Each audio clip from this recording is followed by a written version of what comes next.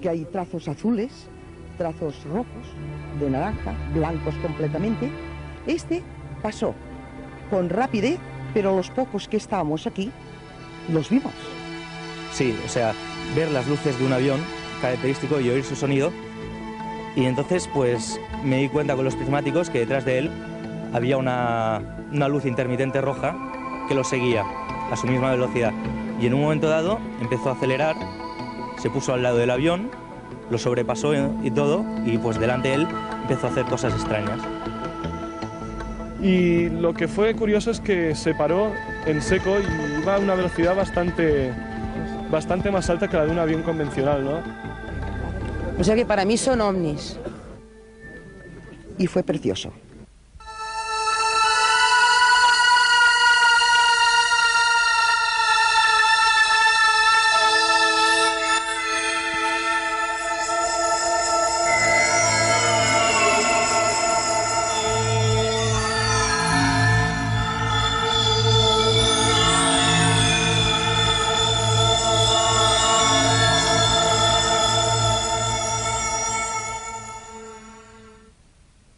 Este es nuestro hogar, nuestro mundo. En él nacemos, sentimos, amamos, luchamos y en él morimos. Más allá, el cielo. El dilatado vacío que cada noche se adorna con millones de estrellas. Es entonces cuando este planeta más se asemeja a una isla perdida en el océano, en el más ilimitado de los océanos.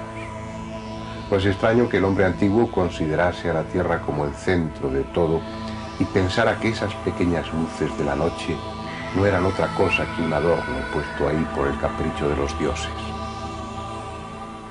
La humanidad avanzó lentamente por el camino del conocimiento y al hacerlo, cada nuevo descubrimiento fue desplazando al pequeño planeta de su lugar privilegiado.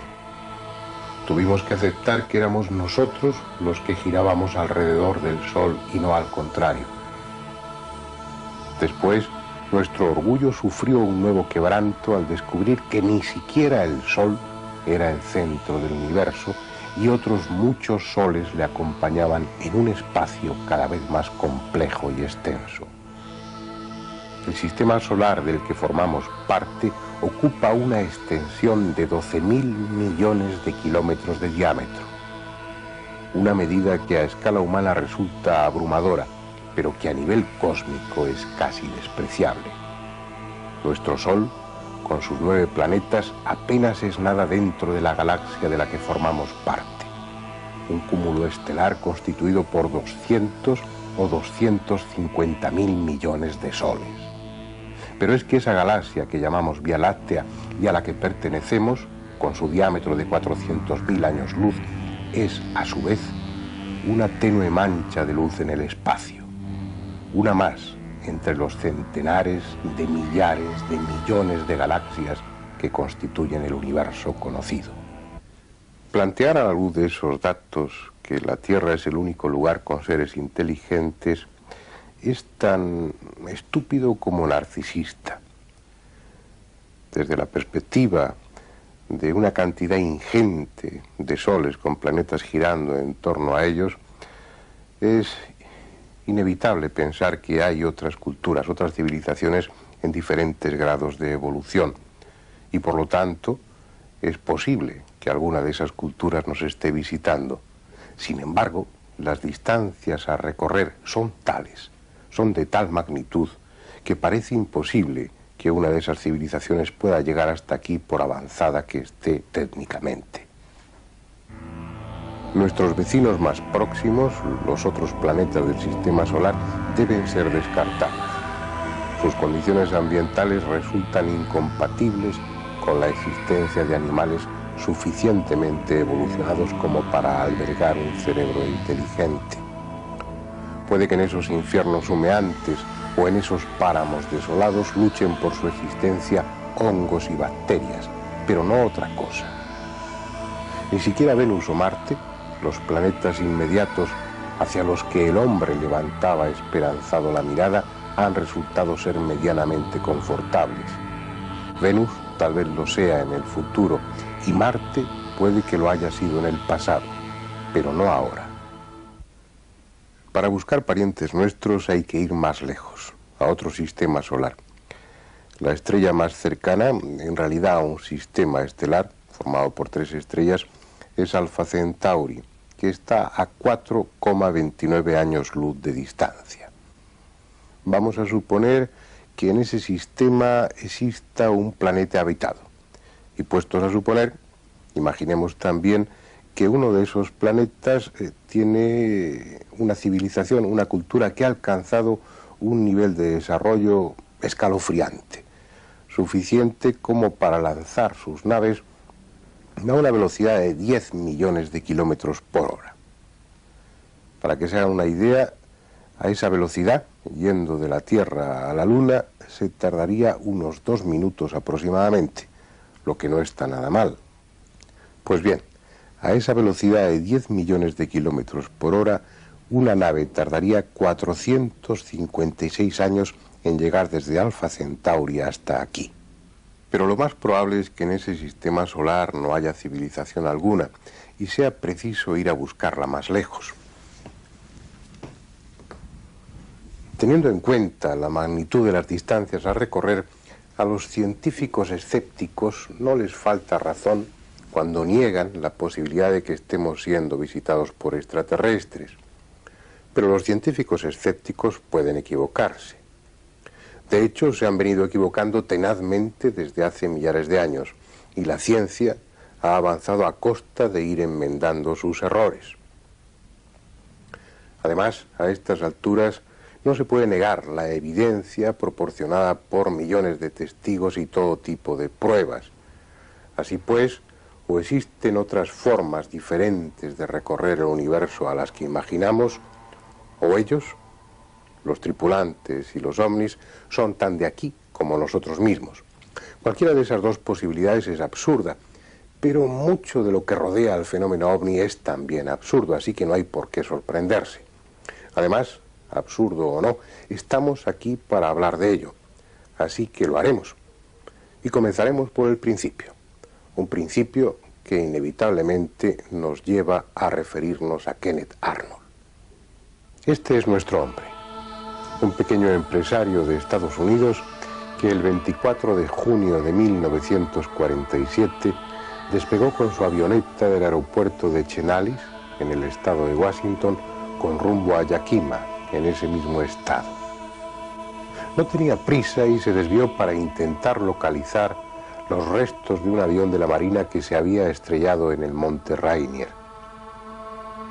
Y cuando llevaba 2 o 3 minutos en ese nuevo rumbo, los vio.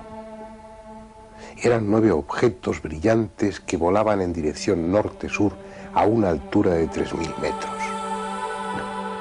En un principio pensó que se trataba de un nuevo tipo de aviones sin timón de cola, pero al realizar una maniobra de giro, los 9 objetos mostraron su auténtica forma, casi circular, y la ausencia de hélices o de toberas.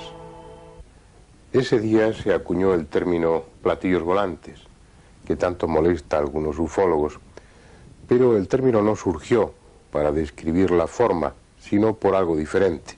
Cuando a Kenneth Arnold le preguntaron los periodistas sobre los objetos y su forma de desplazarse, él dijo que se movían en el aire describiendo parábolas y puso un ejemplo. Dijo, igual que cuando se arroja un platillo sobre la superficie del agua y se va moviendo tangencialmente a ella.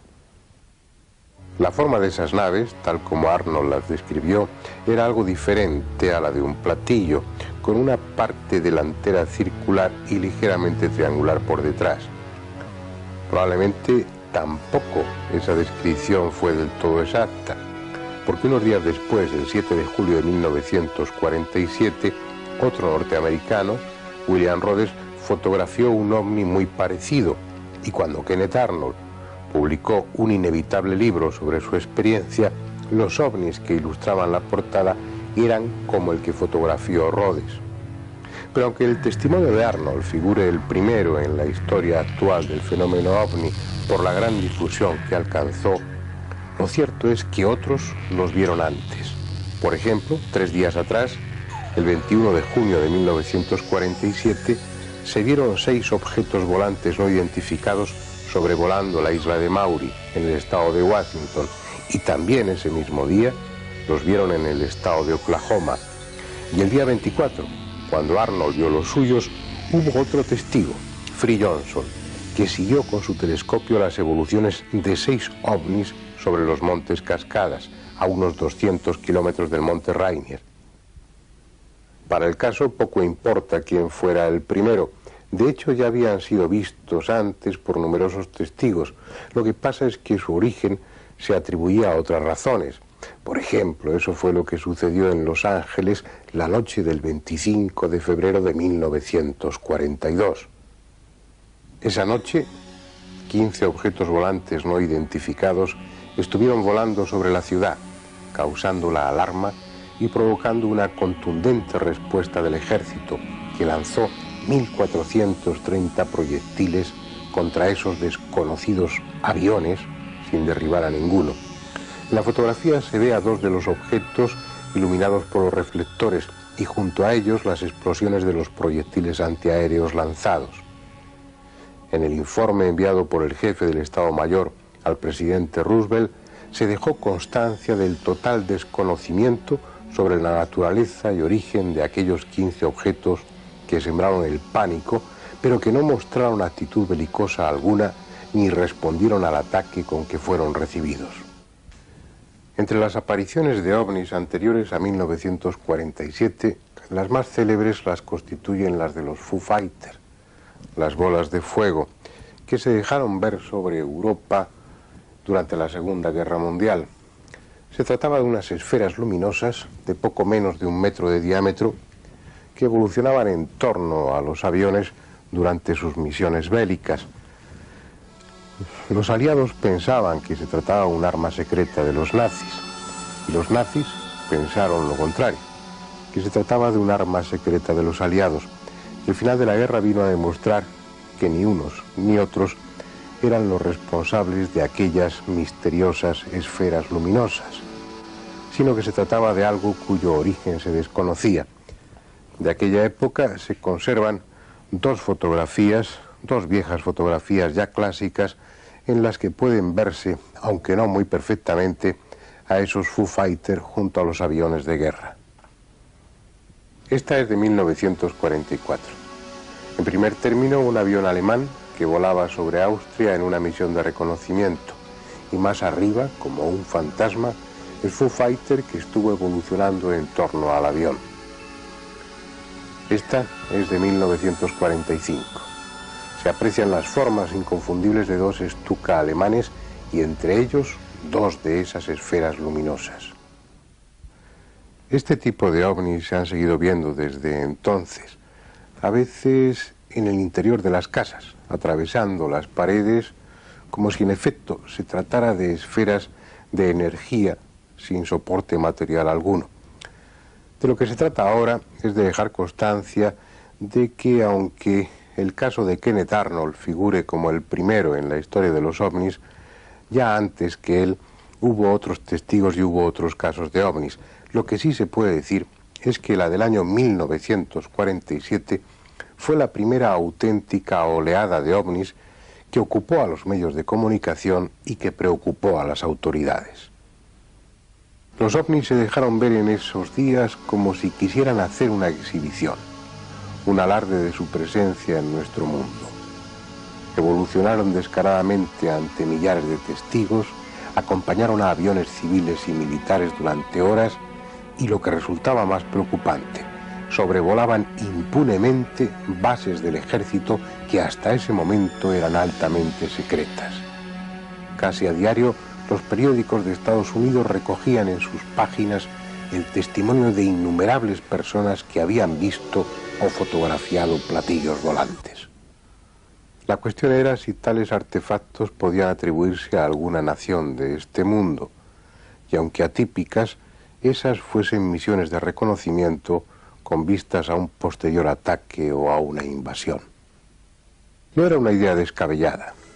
Al terminar la Segunda Guerra Mundial, los vencedores tuvieron acceso a diferentes proyectos nazis bastante revolucionarios en el campo de la aeronáutica, y no faltaron filtraciones en las que se aseguraba que los ingenieros alemanes estaban desarrollando, al menos sobre el papel, prototipos con forma de platillo volante.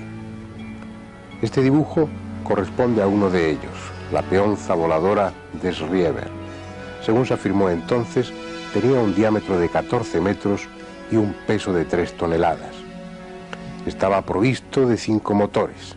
3 de ellos, los que movían las aspas, tenían un empuje de 900 kilos cada uno, y los 2 más grandes, los que desplazaban al vehículo, proporcionaban 5.000 kilos de empuje entre ambos.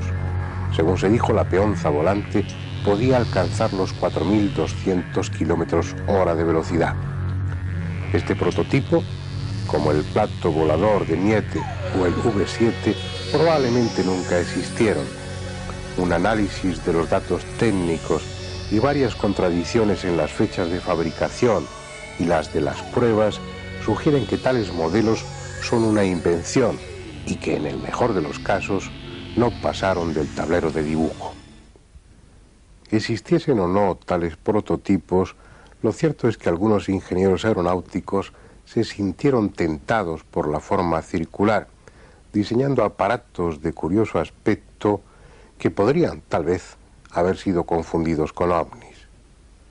Este es la tortilla volante. Se fabricaron 2 versiones, la V173 y la XF5U1. La Marina de Estados Unidos las tuvo en activo durante muy poco tiempo, fundamentalmente en 1947 y 1948. No dieron el resultado pretendido y fueron sustituidas por otros aparatos de línea más convencional y más operativos. No es exactamente un platillo, pero es posible que confundiera a más de un testigo de aquella época. Este otro es el Abro-Abrocar, un prototipo que no tuvo demasiada suerte. Más que avión, era un helicóptero compacto, diseñado para despegar verticalmente, mantenerse inmóvil en el aire y una vez en ruta alcanzar los 480 kilómetros por hora. Esas eran las pretensiones y otro fue el resultado. Apenas se elevó unos metros sobre la pista de prueba y su gobernabilidad dejó bastante que desear, así que a pesar de su atractiva forma y del dinero invertido, el proyecto se abandonó. Desde esos años, la tecnología aeronáutica ha evolucionado sensiblemente, alcanzándose velocidades impensables hace 4 décadas. También se ha recorrido un apreciable camino en cuanto a autonomía, maniobrabilidad o confort, pero manteniéndose fieles a unas formas y unos medios de impulsión. Los aviones siguen siendo aviones, y muevan hélices o turbinas, los motores responden al mismo principio. Los ovnis, en cambio, son otra cosa. No hay alas ni timones, no hay hélices ni toberas. Nada interrumpe su bruñida superficie. La tecnología que mueve esas naves no es más adelantada que la terrestre, es radicalmente distinta. Para alcanzar ese nivel, los humanos tendríamos que seguir un camino diferente al que hasta ahora hemos seguido. La información acumulada en estos largos 40 años no permite deducir cuál es la fuente de energía que anima a esos extraños vehículos, pero sí parece claro que su sistema de vuelo nada tiene que ver con la aeronáutica, esto es, con la navegación en el aire, sino que se basa en principios muy diferentes. Ellos actúan como minúsculos planetas dotados de su gravedad propia. Son pequeños imanes en relación con otro imán gigantesco que es la Tierra. Y cambiando o no de polaridad, consiguen ser atraídos o rechazados por ese imán y equilibrando ambas fuerzas consiguen mantenerse inmóviles en el aire. Esa autonomía gravitacional les permite realizar maniobras impensables para un avión o un cohete convencionales, como pasar de una velocidad de varios miles de kilómetros hora a una velocidad cero en un instante, o hacer la maniobra contraria, descrita con mucha frecuencia por los testigos, esto es, pasar de estar en la inmovilidad, a moverse a una enorme velocidad sin aceleración progresiva. En la misma línea pueden considerarse otro tipo de maniobras también observadas frecuentemente, como su trayectoria en ángulos sin disminuir la velocidad. Otro dato a favor de esa hipótesis son los cambios de coloración y luz en torno a los ovnis, que parecen relacionarse con su velocidad y la ionización del aire alrededor del objeto, consecuencia probablemente de un campo electromagnético muy intenso. El hecho es que los ovnis producen perturbaciones claras en su entorno, como objetos físicos que generan una intensa energía. Uno de los efectos estudiados desde hace años por su relativa frecuencia son las huellas, consecuencia de sus aterrizajes o de su proximidad al terreno. Huellas habitualmente circulares en las que el pasto, los insectos o la tierra misma resultan afectados. Cualquiera de esas huellas podría servir de ejemplo. Voy a referirme a una que tiene la ventaja de permanecer visible a pesar de los varios años que han transcurrido desde que se produjo. Está en un cerro llamado El Pajarillo, a pocos kilómetros de la ciudad de Córdoba, en Argentina. Fue producida por un ovni que sobrevoló la región en enero de 1986. Estas son fotografías de entonces, publicadas por la prensa especializada. Probablemente, dado que la huella es elíptica, el ovni no la causó por un aterrizaje, sino desde el aire, o por efecto de ese campo electromagnético al que antes aludía, o por uno de esos haces de luz coherente que a veces proyectan esos objetos desde su parte inferior. Una extraña huella. En su día el pasto estaba quemado ligeramente, chamuscado, pero de arriba a abajo y sin haber ardido. Los insectos y pequeños animales que habían quedado dentro de la huella estaban secos, deshidratados, como si un calor súbito e intenso hubiera evaporado en unos instantes todo el líquido de sus tejidos. Al cabo de unas pocas semanas el pasto volvió a crecer, y más vigoroso que antes. Sin embargo, el ganado lo rechazaba. Comía el pasto de alrededor, pero no el del interior de la huella. Ni siquiera entraban en ella, como si su instinto captara algo nocivo. Pero lo extraordinario es que un año después se produjo un incendio en el cerro, un incendio normal, y todo el pasto ardió, excepto el de la huella, tan crecido y aparentemente combustible como el resto. A pesar de todo, las hierbas y la tierra de la huella no mostraron nada especial cuando fueron analizados en el laboratorio. La razón de su incombustibilidad y el alejamiento del ganado no pudo ser aclarada. Cuando estuve allí habían transcurrido casi 4 años desde que se produjo la huella, desde que el ovni dejó aquella elipse sobre el cerro. No se diferenciaba del resto del pasto de aquella zona nada más que por el color, ligeramente más claro en el interior de la huella, pero ya el ganado no la rechazaba. De hecho, mi propio caballo estuvo caminando por el interior de la huella con toda tranquilidad. Sin embargo, algo diferente seguía ocurriendo. El ingeniero de sonido y yo comprobamos que en el interior de esa elipse, de esa huella, solo en el interior de ella, se producían interferencias en la pequeña emisora del micrófono. Todo indica que 4 años atrás aquella zona había estado sometida a un campo electromagnético de una intensidad extraordinaria. Sin embargo, aunque llamativos, esos hechos del Cerro Pajarillo apenas son nada comparados con otros efectos físicos que acompañan a la presencia de los ovnis. Efectos físicos que en ocasiones pueden llegar hasta dejar a oscuras a millones de personas. Eso es lo que probablemente sucedió un día muy especial, hace más o menos 25 años, el 9 de noviembre de 1965. Ese día, exactamente a las 5:28 de la tarde, Nueva York quedó a oscuras. Ni una luz en las calles y en los edificios.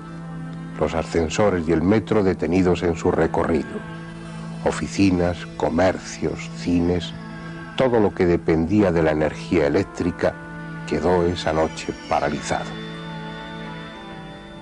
Pero no solo fue la ciudad de Nueva York. A esa misma hora, las 5:28 de la tarde, gran parte de la costa nordeste de Estados Unidos y una considerable extensión de Canadá quedaron también sin energía eléctrica. 36 millones de personas se vieron afectadas por el gigantesco apagón, desde las 5:28 de la tarde hasta las 5:28 de la madrugada. Durante 12 horas exactas, la quinta parte de los habitantes de Norteamérica carecieron de energía eléctrica. ¿Cuál fue la causa? En los primeros informes dados a los medios de comunicación se dijo que todo se debía a una avería eléctrica producida en una línea cerca de las cataratas del Niágara, pero esa primera información y otras que se dieron después a la prensa fueron posteriormente desmentidas. Finalmente, a las 10 de la mañana, se llegó a la conclusión de que el problema estaba localizado en la subestación de Clyde, a 15 kilómetros de Siracusa, en el estado de Nueva York. Sin embargo, cuando los técnicos llegaron allí, no encontraron avería alguna.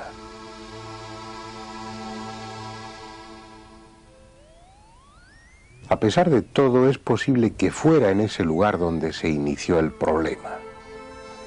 Unos instantes antes del apagón, un piloto privado, Wilson Ross, que se aproximaba a Siracusa para aterrizar, vio justo cuando estaba sobrevolando las líneas eléctricas inmediatas a la subestación de Clyde, una enorme bola roja muy brillante, de unos 30 metros de diámetro, que se desplazaba sobre el tendido eléctrico. Al mismo tiempo, Robert Walsh, un delegado de la Agencia Federal de Aviación, contemplaba desde otro ángulo la misma esfera roja. En total hubo 5 testigos que vieron un objeto volante no identificado sobrevolando las líneas eléctricas junto a la subestación de Clyde, donde según los técnicos se inició la avería. No puede afirmarse rotundamente que los ovnis fueran los responsables del apagón. Sin embargo, todo parece indicarlo. Vamos a ver si no las piezas de que disponemos y si encajan unas con otras. Primero, el apagón dura exactamente 12 horas, ni un minuto más ni un minuto menos, desde las 5:28 de la tarde hasta las 5:28 de la madrugada. Segundo, viendo el apagón, su extensión y la localización, los técnicos deciden que el único lugar en el que se pudo iniciar la avería es la subestación de Clyde. Van allí y no encuentran avería alguna. 3. Sin embargo, unos minutos antes de que se produzca el apagón, hay 5 testigos, cada uno con una localización diferente, que ven precisamente sobre la subestación de Clyde un objeto volante no identificado, un ovni, sobrevolando el tendido eléctrico. Y 4. En toda la zona del apagón, miles de testigos vieron esa noche ovnis, incluida la ciudad de Nueva York, donde la intensidad de las apariciones de ovnis fue tal que muchos de ellos pudieron ser fotografiados.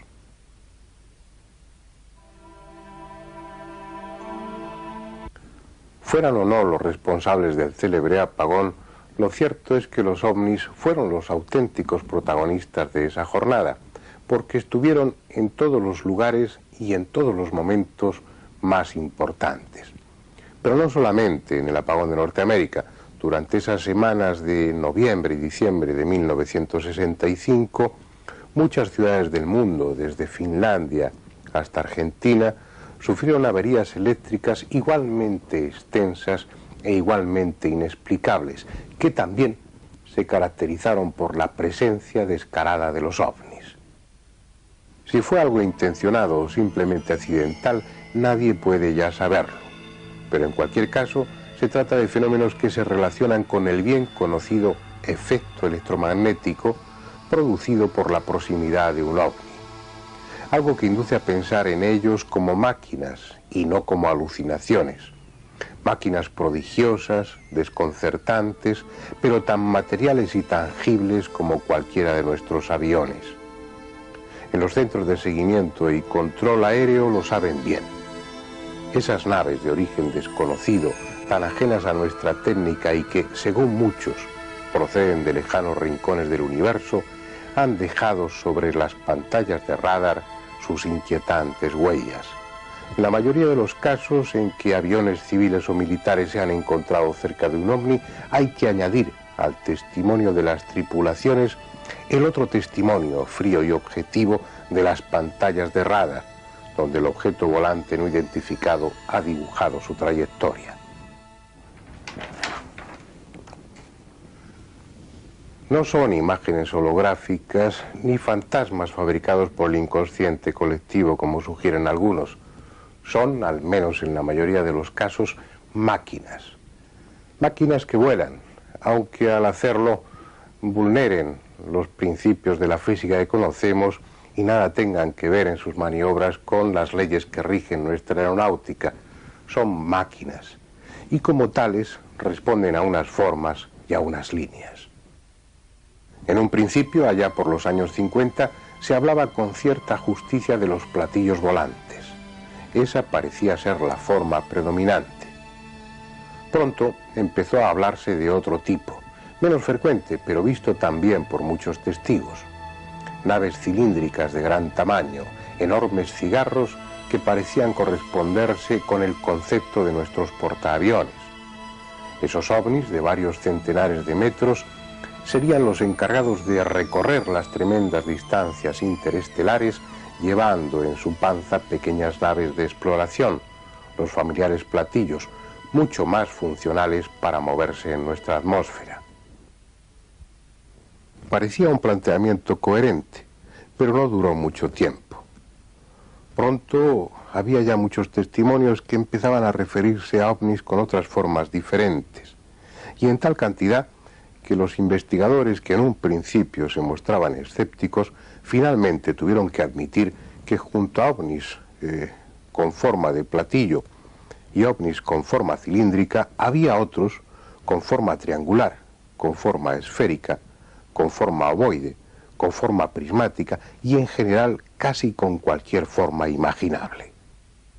A los testimonios se fueron sumando las pruebas fotográficas y el tema de la clasificación se hizo cada vez más difícil para los ufólogos, porque además de las diferentes formas se añadieron detalles accesorios: ventanas, antenas, cúpulas, colores. No hay razones para negar a los ovnis la posibilidad de adoptar cualquier forma. Su medio de propulsión no requiere que tengan líneas aerodinámicas. El problema está en que esa diversidad de formas parece señalar múltiples orígenes. No se trataría de naves que llegan hasta aquí desde un lejano planeta, sino desde centenares de ellos en los más diversos puntos de la galaxia, lo que para los escépticos no es ya improbable, sino imposible. Sin embargo, los hechos son así, y si bien se mira, tan difícil es que lleguen hasta aquí desde un lugar que desde 100 lugares diferentes. Tan difícil o tan fácil.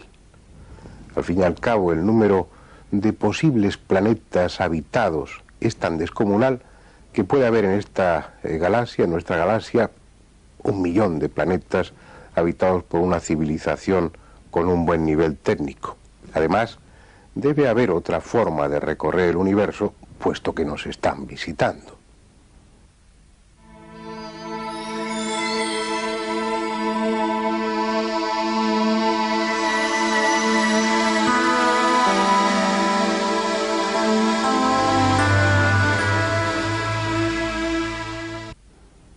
Aceptemos, pues, como los hechos sugieren, que vienen desde muy diferentes lugares a bordo de sus máquinas movidas por una energía que desconocemos y fabricadas con materiales igualmente extraños, pero máquinas al fin.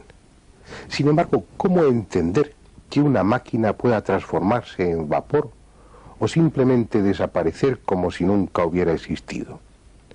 Vamos a verlo con unos cuantos ejemplos que ya son clásicos. Esta secuencia fotográfica es la de Rex Eflin, un inspector de carreteras que estuvo muy cerca de un ovni el 3 de agosto de 1965 en Santa Ana, California. Las 3 primeras fotografías las obtuvo desde dentro de la cabina del camión. Luego el objeto desapareció de su campo visual y Eflin descendió del vehículo, pero el objeto ya no estaba. En su lugar había un anillo de humo negro que fotografió también. Esta otra serie es aún más desconcertante. Fue obtenida el 9 de septiembre de 1957 en Fort Belvoir, en Estados Unidos. Se trata de un anillo que fabrica en torno a sí una nube, como si su pretensión fuera la de camuflarse. Al cabo de unos minutos, la transformación se había completado y la falsa nube ascendió hasta unirse a las nubes normales y confundirse con ellas. Si a estos 2 casos unimos otros muchos testimonios en los que se describen nubes solitarias de formas sospechosas que iban a buena velocidad, dejando incluso una tenue estela, o se movían en dirección contraria al viento, o al revés, se mantenían inmóviles mientras el resto de las nubes se desplazaban, podría concluirse en que entre las muchas capacidades de los ovnis está la de tomar la apariencia de una nube. Otras veces los testimonios se refieren a cosas más sorprendentes, a ovnis que desaparecen de un instante para otro, ovnis que están ahí, balanceándose suavemente, y en una fracción de segundo ya no están, han desaparecido, como si hubieran pasado a otra dimensión. Y es eso lo que quizás explique cómo recorren las inmensas distancias del universo, prescindiendo del espacio y del tiempo, atravesándolos limpiamente. Es probable que ellos hagan uso de lo que nuestra ciencia empieza a plantearse respecto a universos paralelos, agujeros de gusano, pasadizos de tiempo, conceptos explicables en lenguaje matemático, pero inalcanzables para nuestra mente, adaptada a una visión tridimensional del mundo. Comenzamos a intuir que el universo es algo muy diferente a lo que hasta ahora imaginábamos, pero es tanto el camino que aún falta por recorrer que solo los necios pueden atreverse a decir lo que es o no es posible. Nos guste o no, parece evidente que ellos están aquí a bordo de sus naves, y si es así, enlazamos con lo que les decía al principio: o han estado aquí siempre, o existen otras formas de recorrer el universo mucho más fáciles de lo que imaginamos. Pero llevamos varios minutos hablando de ellos y aún no nos hemos planteado cuál puede ser su aspecto. Nuestros autores de ciencia ficción se los imaginaron de las más diversas formas, casi siempre horrendas. Al fin y al cabo, los terrestres sentimos también xenofobia y tendemos a suponer que solo por serlo, lo desconocido es potencialmente peligroso. Si a ello unimos nuestro ya conocido narcisismo, nos parecerá inevitable que lo extraño, lo lejano, además de malo, ha de ser necesariamente feo y desagradable. Eso es al menos lo que se reflejaba en los relatos de ciencia ficción hasta hace unas pocas décadas. Claro está que hubo excepciones, y algunos autores aplicaron la lógica tratando de imaginar cómo serían, anatómicamente hablando, los hipotéticos habitantes del árido Marte, el húmedo Venus o el gigantesco Júpiter. Lástima que el tiempo viniera a demostrar que en esos vecinos planetas no es concebible la vida tal como la conocemos. El único camino sensato para deducir cómo son o cómo pueden ser los extraterrestres que nos visitan es considerar qué condiciones debe cumplir una criatura que albergue un cerebro inteligente y que tenga posibilidad de manejar instrumentos y desarrollar una tecnología.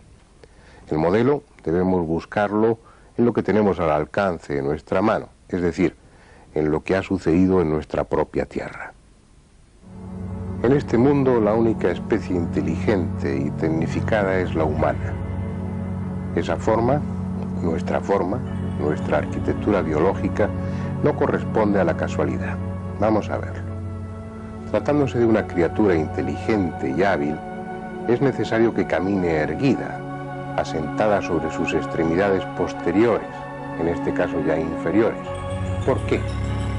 Porque de esa manera le quedan libres sus extremidades anteriores, lo que resulta imprescindible para manejar instrumentos, para manipular una lanza o las teclas de un ordenador, para coser sus vestidos o pintar un cuadro. Por esa misma razón, los brazos no pueden terminar en cascos o en pezuñas, sino en manos con dedos articulados.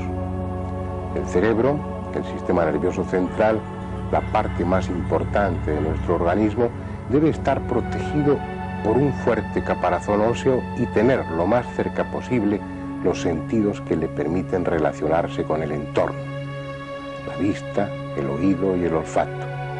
Si además la cabeza está allá arriba, su posición resulta óptima para tener información de cuanto nos rodea. Y así podíamos ir enumerando detalles, pero la conclusión final sería que esta forma, la que tenemos, es la más adecuada para albergar a un cerebro inteligente.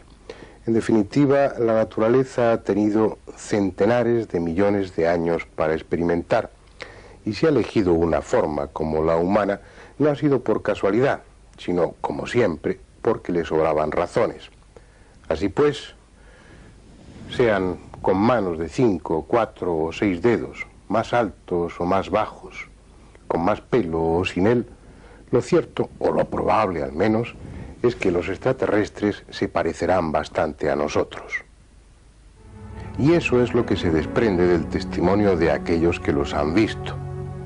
Este boceto corresponde a unos de los primeros extraterrestres con los que tomó contacto un humano, el pintor italiano Ioannis, en agosto de 1947. Después serían vistos otros muchos de características similares, con poco más de 1 metro de estatura y una gran cabeza.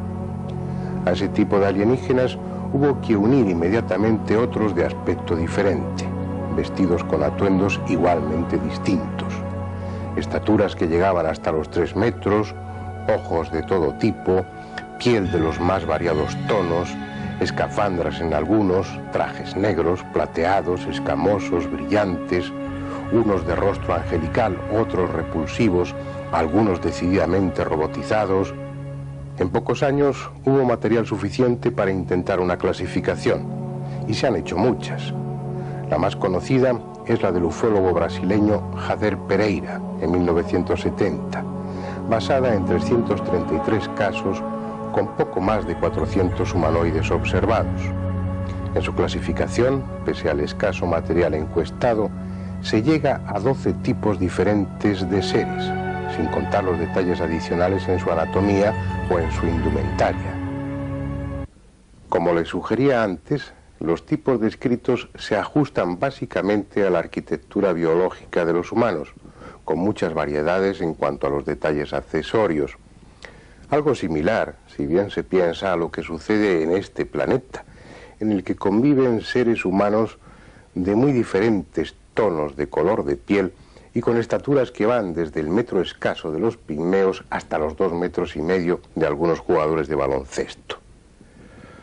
Bien, aunque no sepamos cómo, parece claro que estamos siendo visitados por seres más o menos exóticos procedentes de lugares que desconocemos y con un nivel tecnológico bastante evolucionado. Pero, ¿a qué vienen? Es evidente que no a invadirnos. Su tecnología es tan abrumadoramente superior a la nuestra que no tendrían dificultad alguna para conquistarnos si quisieran. Es posible que estén aquí traídos por la curiosidad, es decir, para estudiar nuestro planeta y las diferentes especies que viven en él. Eso es algo que parecen confirmar muchos testimonios, sobre todo durante los años 60 y 70. En esa época era frecuente verles recogiendo piedras, plantas, agua, hasta gallinas.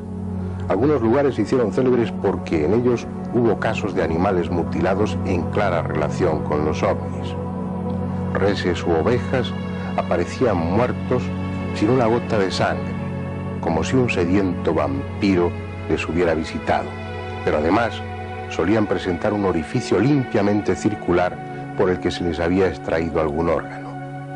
Ese tipo de sucesos ocurría en localidades en las que esa noche se había visto uno o varios ovnis.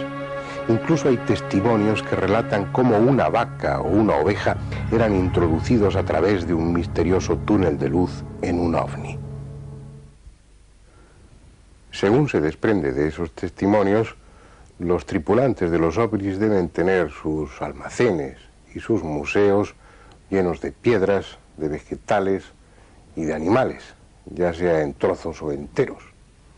Pero parece que ese interés por nuestro planeta no se limita a lo que nos rodea, sino que también nos incluye a nosotros mismos. Y son bastante frecuentes los casos en los que personas, y no animales, son raptadas temporalmente, introducidas dentro de una de esas naves en lo que se ha dado en llamar abducciones. Este hombre es Pere Ribalta y Puig. Ahora dicta cursos de biocibernética cuántica holográmica, una especie de medicina cósmica basada en un concepto energético del ser humano. Antes fue agente comercial, hasta que estuvo dentro de un ovni y algo se encendió en su cerebro. Es un caso típico de abducción seguida de contacto, pero como parece ser frecuente en muchas de estas personas que han vivido experiencias similares, su primer encuentro tuvo ya lugar durante la infancia.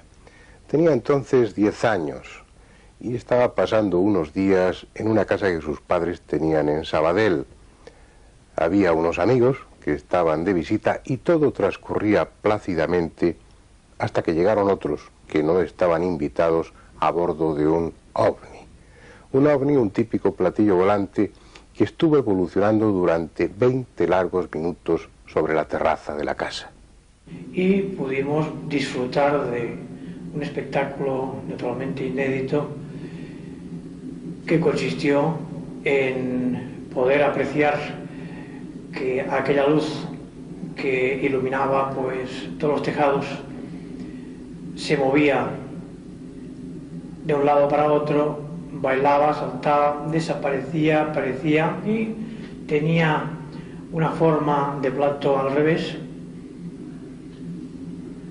y aquello pues bueno, es lo que le llamaban entonces un platillo volante. Estuvimos viéndolo pues durante cosa de 20 minutos, 25 minutos duró todo el acontecimiento, por lo que son muchos minutos de ver todo el rato lo mismo.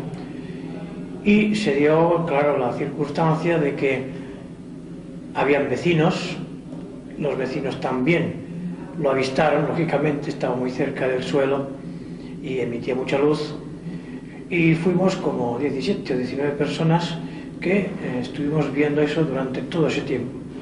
Yo pienso que es una experiencia muy, pero que muy buena, un recuerdo extraordinario, porque no es ver pasar un objeto, que pasan objetos volantes no identificados, sino que es que estuvo ahí, subía, bajaba, se metía, vamos, se colocaba donde quería, desaparecía de nuestra vista en un instante, volvía a aparecer en el mismo lugar, en el espacio, y bueno, bailoteaba y hacía de todo.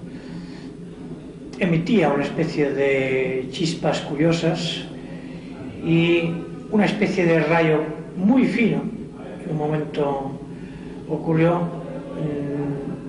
nos tocó, ¿sí? Y quedamos pues bueno, también muy parados en este sentido, quedamos sorprendidos, ¿no? Un rayo que algo, y que bueno, no nos hizo ninguna mella aparentemente, ¿no? Luego hemos pensado que se podría tratar de una información que lanzaban y que alguien la recibió, ¿no? En este caso podría haber sido yo también, ¿por qué no? Eso sucedió en 1950. A partir de entonces y durante casi 20 años, nada extraordinario sucedió. Hasta que un día, del año 1969, yendo por la carretera con su coche, volvió a ver aquel ovni del principio, o uno muy similar, pero esta vez mucho más de cerca. Ocurrió, bueno, tuve un avistamiento, contacto de esos que separa el coche, etcétera, donde, bueno, puedo dar testimonio de que vi y creo estar en mis cabales. Vi un objeto que era el mismo, posado en el suelo, y que allí fuera de él, ya aterrizado, cuando yo llegué, había dos figuras humanoideas curiosas, poco luminosas, raras, y que se dirigieron a mí. Entonces, bueno, ocurrió ahí un fenómeno de contacto, que es lo que me han contado que es lo que ha sido. O sea, los expertos dicen un contacto de cuarta, tercera fase, no sé, por ahí, tercera fase. Y bueno, pues estupendo, ¿no? Fue curioso porque aquel objeto era, una vez pasabas en su área, o sea, como que da la sensación de que entras ahí, era más grande de dentro que de fuera. O sea, las dimensiones cambiaban totalmente. Aquello era un espacio abierto increíble. No sé, no entendía todo aquello. Además que cuando uno ya tropieza con el fenómeno, supongo, de esa forma tan directa, se disloca todo lo que es el intelecto, todo tiene que ir un poco perdido por ahí, porque estás recibiendo una información totalmente fuera de esquemas, y ahí es cuando pienso yo que uno queda un poco así fuera de lo normal. Después tendría otro encuentro en 1974 aún más complejo. Por entonces le hicimos una entrevista larga y detallada para una serie de televisión. Se expresaba con la misma tranquilidad que ahora, con la misma ausencia de emoción, pero era incapaz de traducir a un lenguaje coherente su experiencia, como si ésta se hubiera producido a medio camino entre dos realidades, entre dos dimensiones distintas. Sus interlocutores eran rubios, pero apenas sabía nada de sus rostros. No estaban desnudos, pero su ropa parecía formar parte del cuerpo y era como si no estuvieran vestidos. Su nave no era un vehículo lleno de diales o pantallas, sino de habitaciones desnudas y más grandes que lo que el ovni era. Su experiencia estuvo más cerca de lo místico que de lo tecnológico, y algo que no sabe o no quiere saber sucedió en aquellas entrevistas. Algo para lo que fue seleccionado cuando tenía 10 años. Como tantos otros contactados, tiene una misión cuya dimensión ignora, pero entre tanto se ha abierto a otros campos diferentes. De su trabajo como agente comercial pasó a la acupuntura y las medicinas orientales, y de ellas a la disciplina que actualmente imparte. Esa medicina biocibernética, cuántica, holográmica, en la que subyace parte de la información recibida durante sus encuentros con los extraterrestres. Son cosas difíciles de aceptar para aquellos que están fuera del fenómeno ovni, hasta que les suceda a ellos mismos. Puede ser de cualquier manera, porque todos los casos son diferentes, pero si hubiera que describir una abducción, un rapto típico, basado en el testimonio de muchos raptados, sería algo así. Está atardeciendo. Nuestro protagonista conduce su coche por cualquier carretera, ajeno a cuanto va a sucederle, con su pensamiento lejos de algo tan extraño o absurdo como los ovnis. Súbitamente siente un impulso y se desvía por una carretera secundaria. No hay razón alguna para hacerlo, pero tampoco tiene demasiada prisa y además siente cierta curiosidad por ver las consecuencias de esa especie de capricho surgido aparentemente de su subconsciente. No hay tráfico alguno. Durante varios minutos circula en solitario por la estrecha carretera. Comienza a pensar que en cuanto encuentre el lugar adecuado dará la vuelta, y probablemente lo habría hecho así, pero inesperadamente el motor se para y las luces se apagan. Tras varios intentos infructuosos, decide ir en busca de ayuda, de alguna casa desde la que telefonear. Camina maldiciendo su suerte y diciéndose a sí mismo que nunca volverá a hacer caso de impulsos como ese. Caminará 100, 200 metros y en el primer recodo del camino se encontrará con ellos.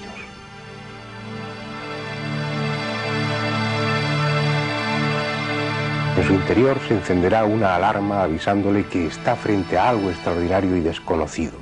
Su primer impulso será echar a correr, pero inmediatamente y contra toda lógica, la alarma interior queda muda y es sustituida por un sentimiento de paz, por una cálida confianza hacia aquellos extraños seres que parecen estar esperándole. Y dócilmente se irá con ellos hacia la nave.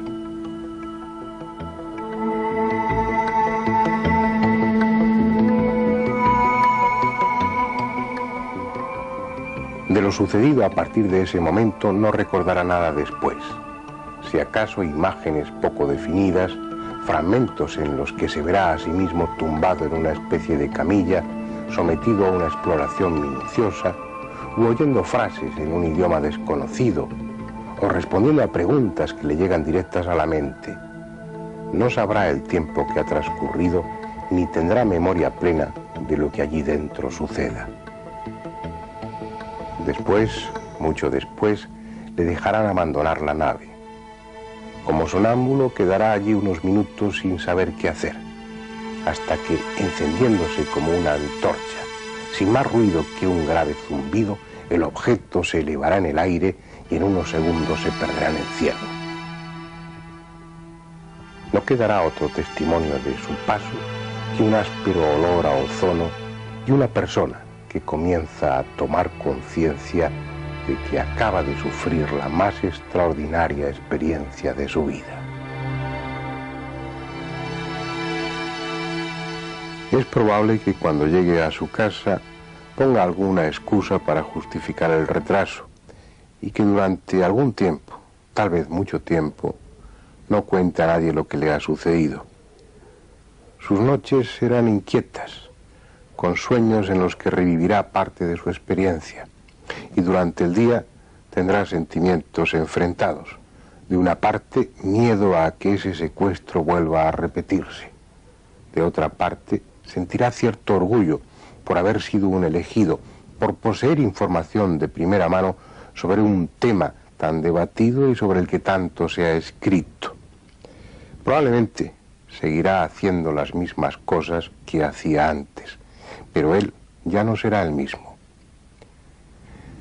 Eso es lo que le sucedió a un matrimonio célebre, a los Hill, que sufrieron un secuestro el 19 de septiembre de 1961. En cualquier tratado de ufología pueden encontrar una descripción minuciosa de su caso. Incluso se editó un libro relatando su experiencia, El viaje interrumpido. Primero en los sueños y después a través de una hipnosis regresiva, los Hill fueron recordando la mayor parte de lo sucedido en el interior de la nave, donde durante 2 horas fueron sometidos a un prolijo examen de su anatomía.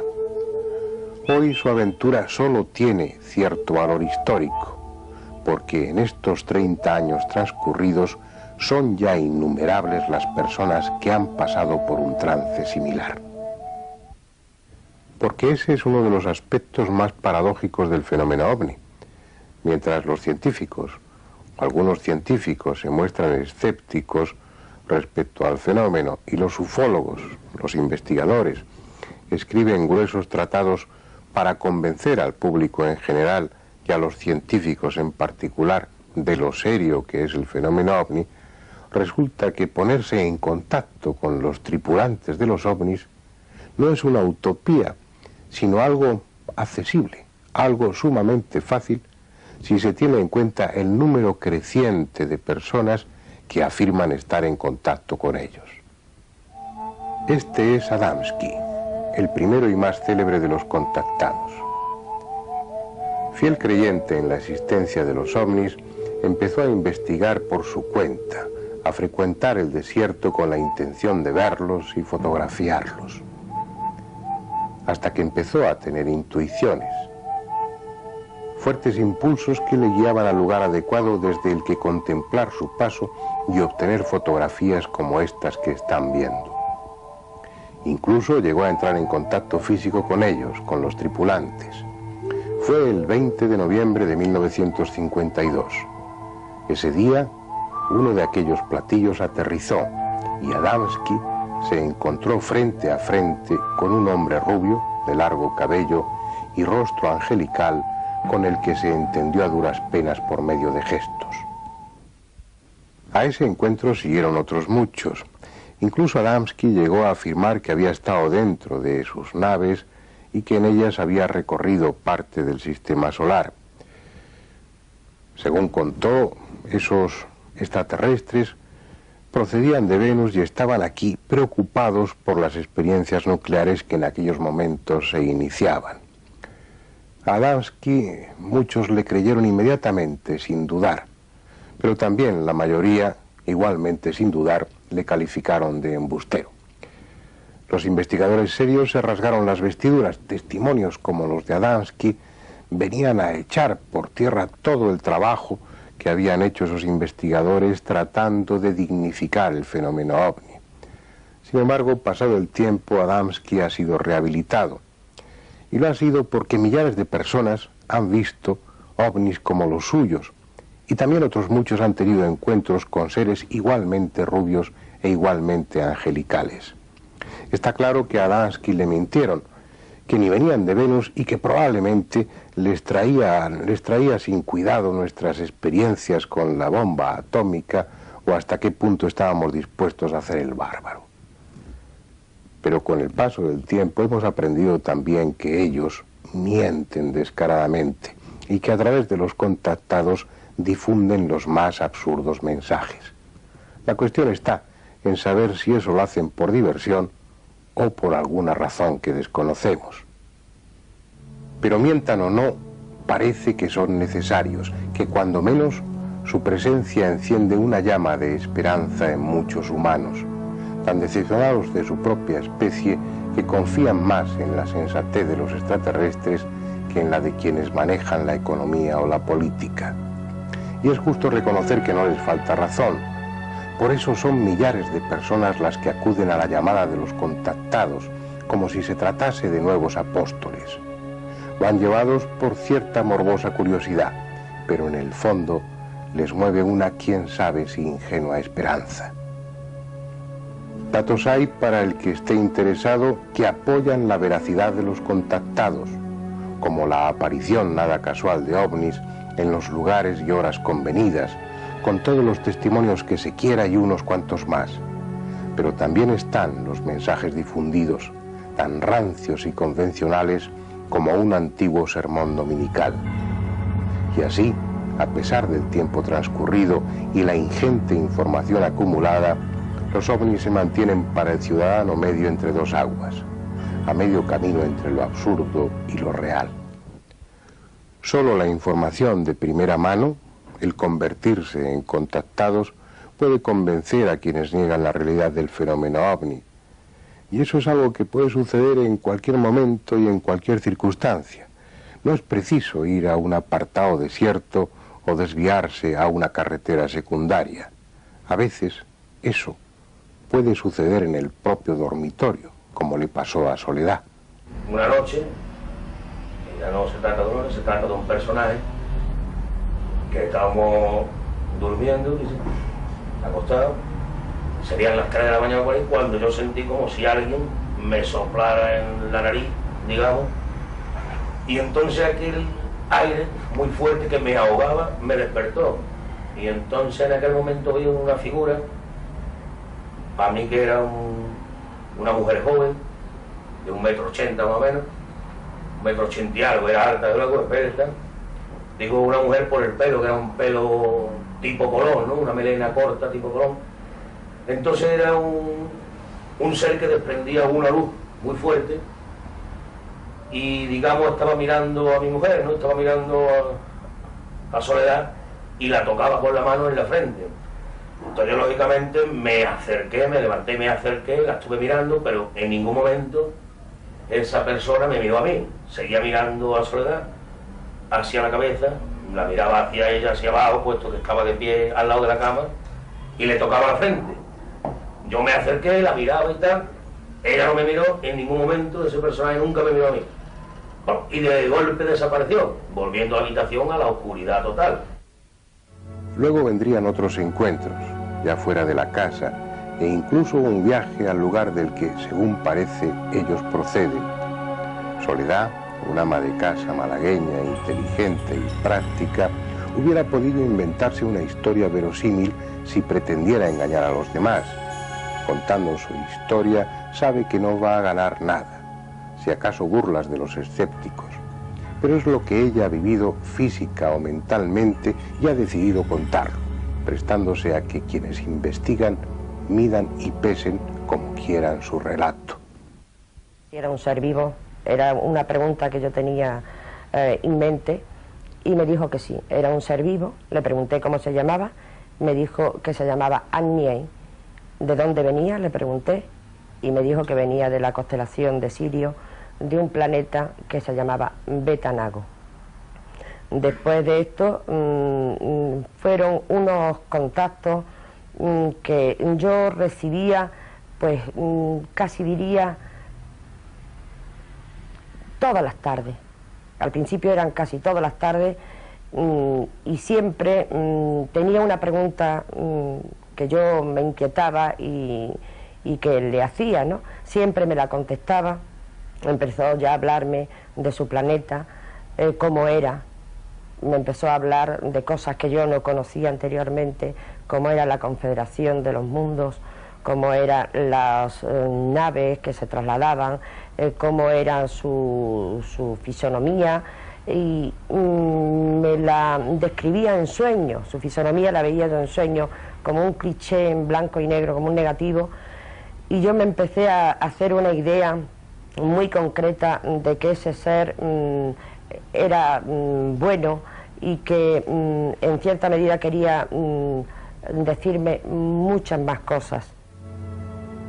Soledad, como otros contactados, ha vencido sus reparos, si es que los tuvo, y hace público su caso, pero la mayoría guarda silencio. Los que nos ocupamos de estos temas somos confidentes de muchas experiencias parecidas que no divulgamos porque así se nos ha dicho. Unos porque ostentan cargos públicos, otros porque no quieren ser mirados con recelo, y muchos porque, pasado el tiempo, dudan si todo fue real. Pero son muchos, muchos más de los que se piensa. Abducidos y contactados son, o debieran ser, los que están en mejor situación para decirnos al resto quiénes son esos que nos visitan, cuál es su origen y cuáles sus intenciones. Pero solo saben lo que ellos les dicen, lo que ellos les dejan ver o les hacen ver. Y eso, a pesar de ser mucho, es tan poco que no sirve para convencer a quienes dudan. La única prueba, la definitiva, sería llevar una de sus naves al laboratorio y ponerla bajo el frío ojo de un microscopio. Lo malo es que ellos, sean quienes sean, no tienen interés alguno en terminar con la polémica. Como hábiles transformistas nos muestran una cara para inmediatamente después, en el instante siguiente, mostrar otra muy diferente. Somos muchos los que estamos convencidos de la realidad del fenómeno ovni, pero el fenómeno es tan contradictorio, tan absurdo, tan complejo, que procuramos no manifestar públicamente nuestra convicción para que no nos tomen por ingenuos o por crédulos.